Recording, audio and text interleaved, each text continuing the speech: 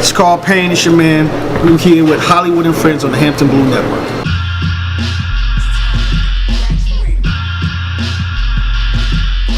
What up, y'all? It's your boy Hollywood. And it's your girl, Judy Blue. This is Hollywood and Friends, and we're here with my man, Carl Anthony Payne. You want to ask me, get into his career, get into all that good stuff about Carl. So look, I'm trying to do research for this interview. I've been familiar with you for a while. Okay. But I learned some things. Tell me something you've learned. Tell me something. I've learned some things, and this is the most basic shit, right? Because we're in Brooklyn. I just learned you from Harlem. Yeah. Like, what was it like growing up in Harlem? It was great. It was great until Brooklyn motherfuckers came along. But it was great.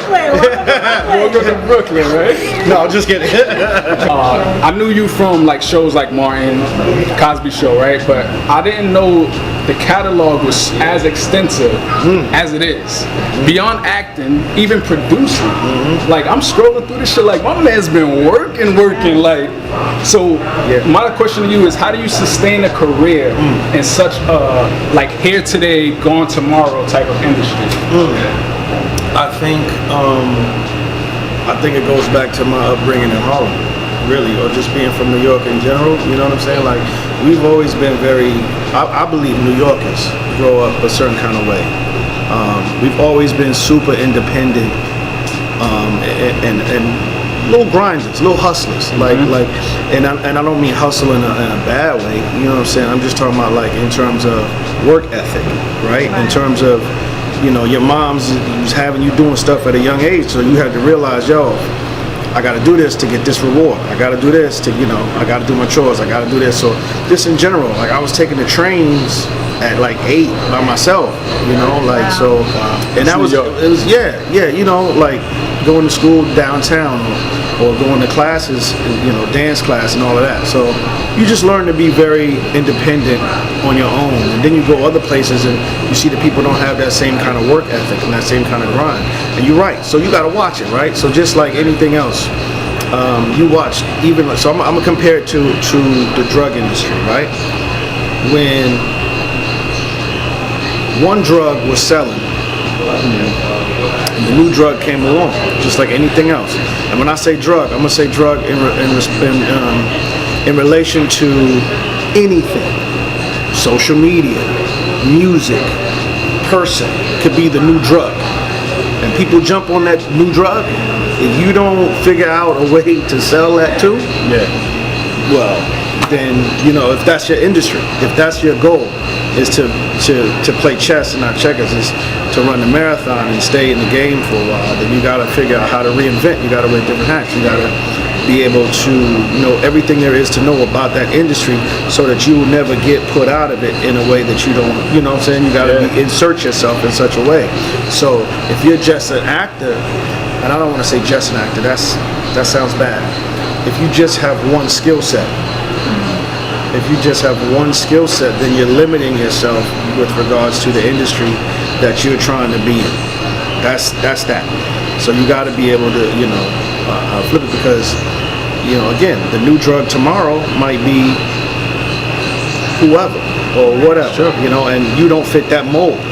But if you want to be a part of that, then, you know, okay, well then I just wrote this. Here, new drug. You know, and I'm telling you, there's a lot of cats that's on this wall. This one in particular, that man, very good at that. So how old were you when you first decided that you want to act, like that you wanted to be in the Hollywood scene? Like, how old were you?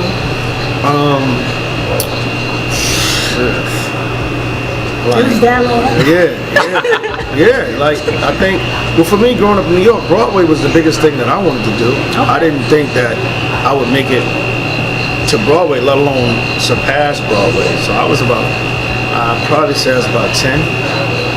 Yes. So to piggyback on that question, how did you get your start? Like, with your parents involved, like pushing you out there, or what? I would just say, you know, everybody asks me that question, and the main answer to that, without a long story, is by saying yes. So when I say that, the power of yes, for example, is recognizing different opportunities or not knowing where they're going to go, right? Which door is going to be open.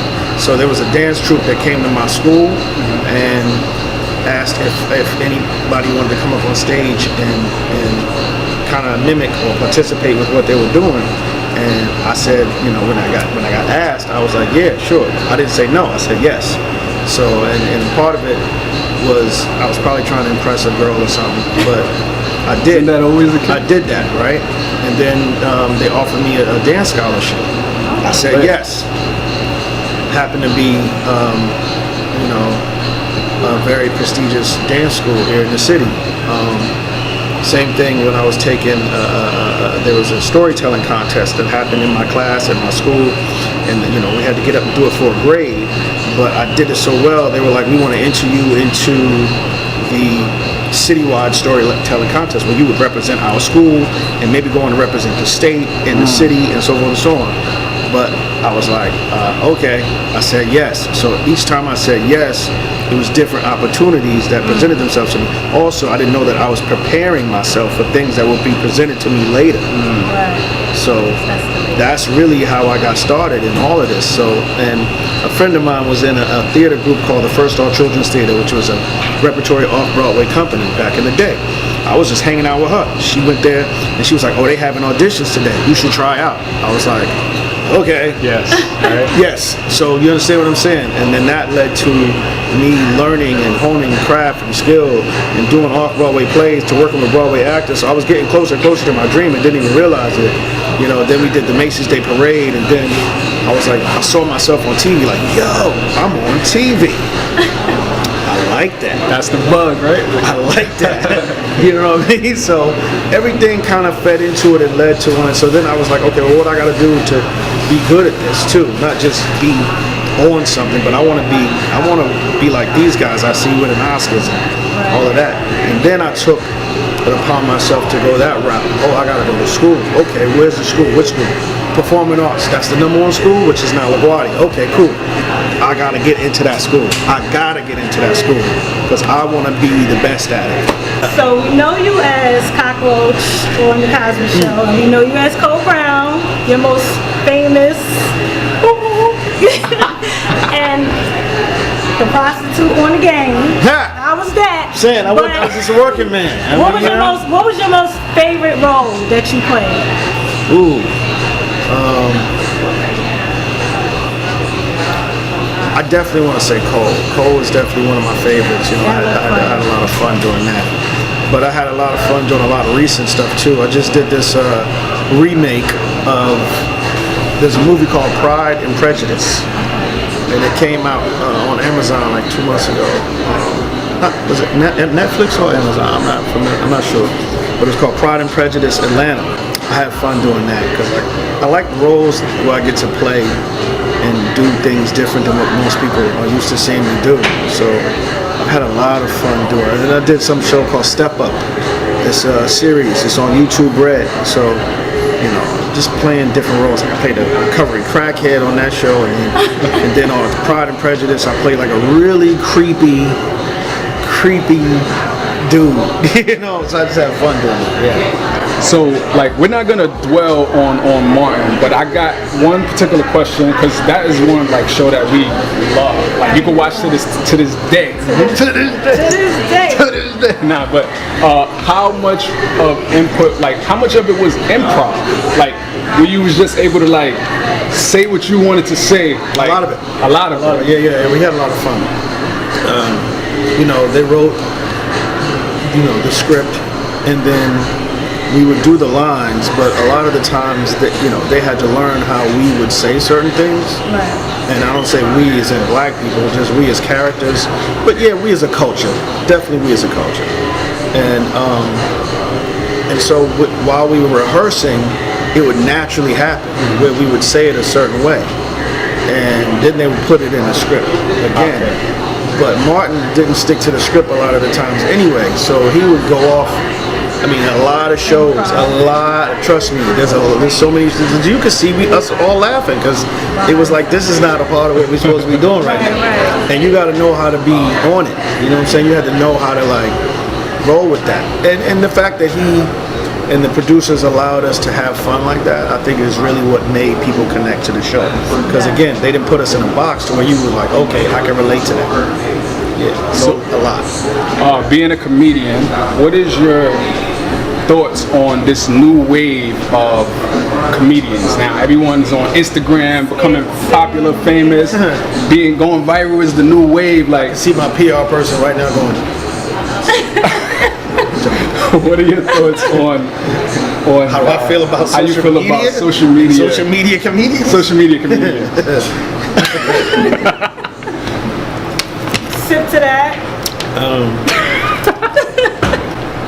Let's see how to answer this question. Take it easy then. I feel like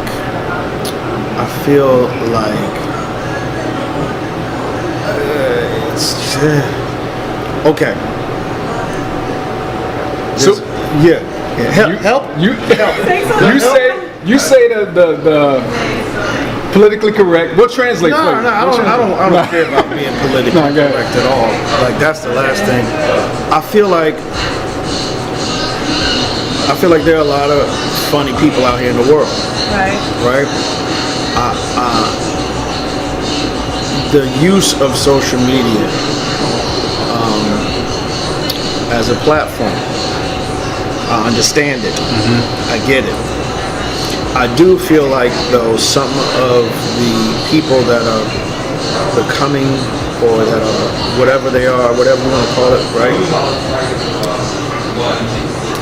have not put in the so-called work, and they don't know what's required to be in front of somebody for 45 minutes to an hour or whatever. So I think there's a disconnect, you know, and I think that's something that's, you know, being seen like now, like, you know, a lot of people will go, oh, we got to get so-and-so. Then they'll hire them and get them there and realize they're not comedians. Right. See, so it's like, Because it's easy to put up a 1 minute content, right? but I'm saying there's a difference. So that's when I say whatever you want to call them. I'm not trying to, you know, like, I don't care. I'm just saying, like, people give it names, right? Give it titles. My point is, if you are a comedian, whether you're on social media or whatever, that means you write your stuff and you could go do a 45-minute set, 2-hour-long set, and be funny. Exactly, you gotta be funny. So, with your most previous work, tell us about the show you have on Bounce TV. You play Ty Wolf. Yeah. Tell us about that character. That was fun. Just a combination of a bunch of different people. You know, he's a vice principal who is pretty much content with being there. He doesn't he likes titles, but he doesn't want all the responsibility. So Like many of us. yeah. So Like many of us. Going further, we touched on like now and the 2090s. Let's go even further. Okay. One of our favorite movies, I just learned that you were in The Last Dragon. The shit said the boy in the pizza shop. Yeah. Now I gotta go back and watch and look, but Okay, do you so- remember that experience? yeah, what do you mean? Yeah, that was like one of my first experiences. Like, that's when I realized that you could do a whole scene and it never make the movie. You can shoot for 4 or 5 days and it never ever be in the movie. That's crazy. Wait, so are you telling me that if I go back and watch that? Oh, you'll see me. You'll see me. I'm there. And I'm the one helping Richie out of the trash can. I got the little solid gold dancing jacket on with the puka shells. You Okay. know? Yeah. That's a classic. I heard they're supposed to be remaking that. Have you heard anything about I it? haven't heard it, but they should have did it if they were Right. gonna do it. You know, although Tarmac looks the same. Like the boy looked good. Yeah. You know what I'm saying? He's still practicing his stuff. But yeah, that was also like the first time I realized nepotism. Nepotism, and then you put the words right here, and then the definition. Right. Okay. Nah, that was the first time I had realized what that was about. Right. I didn't know that was the word at the time. But like, because I had auditioned to be the brother Richie, and then they gave the part to old boy because it was just like two of us, and then they gave it to him. Then I was gonna be his other friend, and then the director and the producer put his nephew in it, and then that was his friend, and then I was like, okay. So, but they had already promised me a part, so they had to give me something. So they gave me that scene, and then we did the scene. We had a whole scene where we was in there playing video games, and we was talking about different stuff. Then they came in and we like tried to fight them, and you know, all of that got cut to the point where it was like the aftermath. Right. And I remember I had like my whole family came to the premiere. It was like 10 of us. It was like 10 of us. And I was like, yo, here it come, right here, the pizza shop. And then I was like, ooh. And then and all you saw me say is, you all right, Rich? I was like, I was like, there was a lot more. There was a lot more. The trust. So, but my name was in the credits when it came up, and I was like, that was it, right? And I still get checks. So, there you go. If you had a shot to get your own biopic, right, to tell your story, who would you get to play you? As the once, We're not even talking about on Lifetime, but maybe not. As the once late great artist said, no one can play me. If you play me, you play yourself. Shout out to Prince. No one can play me. Try to play me, you play yourself. No. No, seriously, who would you get? Do you have anybody, like any idea? Any little up and coming actors? Nope. Nobody? Nope. So you would just play yourself? I mean, someone That's would have fair. to. He could play himself, but I got someone would 4 have to be the sons younger that you look make. just like Oh, me. well, then you would get There one you of those. go. Yeah, they're with different stages of my life. That's Right, that's right. how that That's would what's be. up. Keep it all. That's in how the that would be. family. Yeah. Let's talk about this hat collection because Yes. you always have a hat on. Thank It you. could be a crazy hat. I love hats. So that's why I noticed. Yeah. Crazy hats, fly hats. What is that your thing? Is that You know your what? I don't know. I think it became like a part of like I'm a kind of old school dude. Like I'm definitely old school, and I also feel like I love the Harlem Renaissance era. You know what I'm saying? There's different parts, but I think it started when I was doing the show. I was like, okay, I wanted to do stuff and my character have them stand out. I wanted it to be different, you know. Right. I was like, what is something different that I could do that would stand out more than everybody else, clothing-wise, not character-wise, but that's part of the character, right? right? And I was like, yeah, I could rock different hats, different kind of cool hats, crazy hats, or whatever. And I started doing it back then, and it just became a passion of mine. Like, oh, I really like this. I really like, you know. And then I saw it catch on too. I saw, you know, I was influencing different things, and I was like, okay.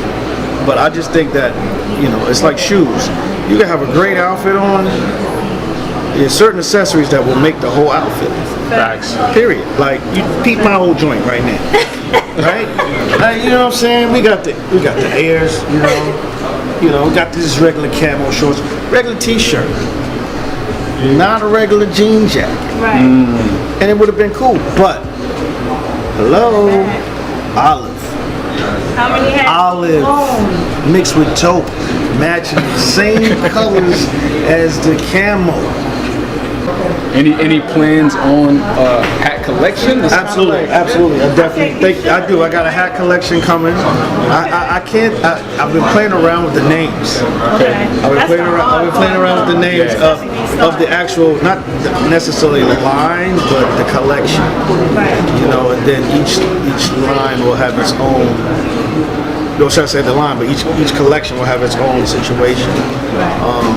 I got a lot of t-shirts and stuff coming out from different sayings from the show. I got some rhythm spoons coming, you know what I mean? You know what I mean? Yeah. That's dope. That's Yeah, dope. yeah. When can we find that? Like, Hat matters.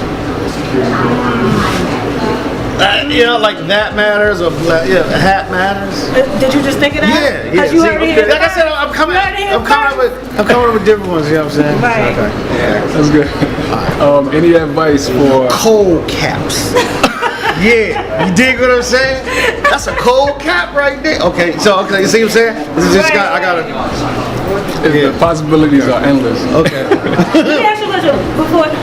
speaking of cold, do you mind when like people call you cold? Because I feel like a lot of people will call you cold before they call you Carl. Yeah, they will, and it's a duality to it. It's okay because I feel like I did something. God blessed me to do something that a lot of people appreciate. You know, I made a difference in a lot of people's lives, and that's what they remember. So I'm cool with that. Right. But if we're hanging out all day, and you still calling me, okay, all right, look. I'll set up a seat. Right. You'll see. You know, but I think the difference is that was a character, right? So, and that's one of the reasons why I started doing stand-up is because it's time for people to disassociate and just understand that Carl Payne is Carl Payne. Carl Payne made the character Cole. Carl Payne been Carl Payne before Cole. Right. Carl Payne made Cockroach. Carl Payne's been Carl Payne. Carl Payne gonna keep being Carl Payne. What about Hershey? Oh, wow. Wow, yes. What about Hershey? That's funny. Yo, I used to tag that. I used to, like, when I did graffiti, like, I used to tag that as my tag. Wow, that's crazy. Any advice for up and coming comedians? Don't do it! Oh, I'm sorry. People who look up Kill to yourself! you. Not that one? All right. Like people who look up to you and want to follow in your footsteps. Yes. Send me money. Cash App. PayPal, and then I will tell you. The game is to be sold, not told. No, just kidding. But I'm not. Just look for, know what you want. At the end of the day, know what you want out of it, know what you want to do. I would say for me, like I said, I always wanted this to be a career, a long career, something I could do when I'm old and gray. Am I there? I'm already there. Shit. Okay. Just something I could do forever. And the thing is, so with that, and the way this business is constantly changing, do your homework, do your research, know the business. The business side is bigger than the show. And then, you know, research what you have to do to maintain and sustain in this industry. Like I said, make sure that you're well versed in a lot of different areas. Study, you know, you're right, we're living in a new age, social media in a new millennial age of this game. And so you got to know how to use all of these different tools to your advantage. But do your homework, man. And make sure you know the business side of things. If that's what you really want to do, to be in this thing for a long time, to have a career out of it. What you looking forward to for 2020? Aside from getting 45 out of there. 2020, bettering myself, just outdoing what I did in 2019. I got a checklist that I have. Because that's the way I keep my life organized, right? I run a checklist, and then each day I got to make sure that I'm doing something to cross things off that list. So I want to have 10 more things crossed off my list with regards to, you got to have multiple streams of income. So I have other businesses that I'm starting, you know, I have some that I've already started. And my goal is to basically to continue to accomplish those things, continue to solidify my legacy within my kids and their legacies. So that's pretty much it. As far as that's overall, because it's never just one thing. Everything is tied together. It's not just, oh, let me go out here and make some money, or oh, let me just, you know, I want to get to this level. But there's steps that you got to take. Like you asked me, the steps that you got to take. So one thing is going to lead to the next thing, so that you can do those things. That's why I started doing stand-up. The whole point, like I said, was one, personally I was always scared of it, had a big fear, but I knew I could be good at it. I knew I could be a good storyteller. I knew I could do these things.